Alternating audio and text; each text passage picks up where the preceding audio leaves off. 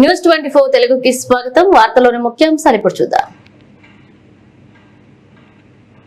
పెదకూరుపాడు మండలం బుచ్చయ్యపాలెం పెదకాలవ సమీపంలోని నీటి కుంటలో కుళ్ళిపోయిన స్థితిలో వ్యక్తి మృతదేహం మంగళవారం పెదకూరుపాడు పోలీసులు గుర్తించారు. కుళ్ళిపోయిన స్థితిని బట్టి గత 4-5 రోజుల క్రితమే మృతి చెంది ఉంటారని, blue colour jeans pant, black, blue, red మరియు వైట్ కలర్ గడులతో ఉన్న షర్టు ధరించి 35 నుండి 40 సంవత్సరాలు వయసు గల వ్యక్తిగా గుర్తించారు. శరీరం మొత్తం కుళ్ళిపోవడంతో గుర్తించడానికి ఎలాంటి ఆనవాళ్లు కనిపించలేదని ఎస్ఐ అల్లూరెడ్డి తెలియజేశారు.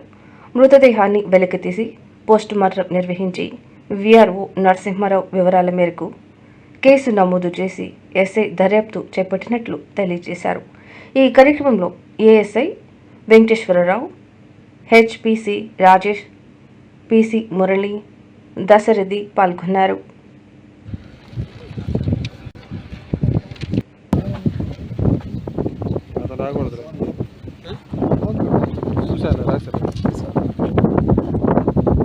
హాస్పిటల్ సమాచారం రావట్లేదు.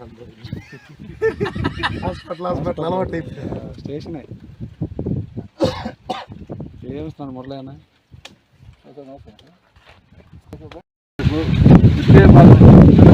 విద్యాపాలెం చెరువులో అన్నట్టు డెడ్ బాడీ ఉందని సమాచారం ఇచ్చినందున రిపోర్ట్ ఇచ్చినందున నేను మా సిబ్బందితో కలిసి చెక్ చేయగా మా బాడీ బయటకు తీసి విచారించాము.